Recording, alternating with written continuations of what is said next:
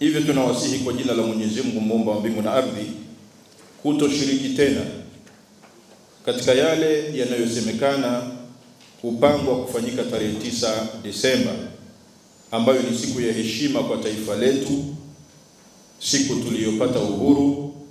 Kufanya hivyo pia ni kujivunjia heshima wenyewe na taifa kwa ujumla. 11.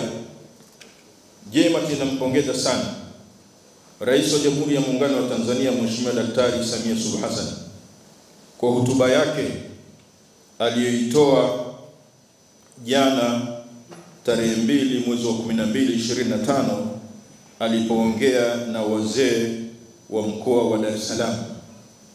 Ni hotuba iliyojaa weledi, mwongozo, dira, usalama na ustawi wa taifa letu. Hivyo Watanzania wote wana wajibu wa kumuunga mkono kwa ustawi wa nchi yetu. Wamuunge mkono kwa ustawi wa nchi yetu. Ndugu waandishi wa habari na wananchi kwa ujumla, hili ni tamko ambalo sisi kama Jumuiya ya Maridhiano na Amani Tanzania tunalitoa wakati huu ili kuleta ustawi wa haya ambayo yanayoendelea hivi sasa nchini. Na kama tunavyoona sura ya mkutano wetu, ni sisi viongozi wa dini zote tumekaa pamoja na hatuna uhasama hata kidogo wa kidini. Tuna upendo wa dhati na wala agenda zisibadilishwe zikatufanya sasa ni kadhia inayohusiana na kidini na watu wa dini tukajiingiza katika mambo ya kisiasa.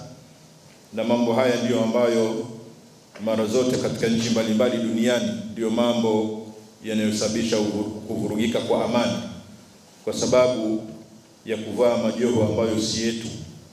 Kwa hiyo kwa umoja wetu tumeona kwamba tuseme haya na tuwatakie Watanzania wote usamehevu wa kweli, tufanye maridhiano ya kweli, tuzungumze, wastaarabu wanazungumza katika mambo yao, ili kuona kwamba hatimaye tunatibu majeraha ambayo tuliyokuwa nayo. Nawashukuruni sana na Mwenyezi Mungu awabariki sana.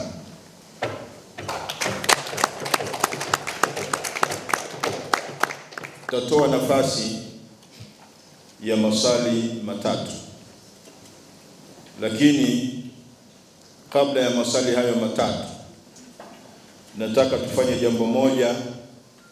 Sisi viongozi tuliopo hapa mbele na wote tuliopo hapa mbele tusimame, tuonyeshe umoja wetu, tuimbe ule wimbo wetu wa Tanzania Tanzania na kupenda Tanzania, ili na waandishi wa habari waone kwamba namna tulivyoshikana na watu wasijaribu kutugombanisha kwa njia yote ile.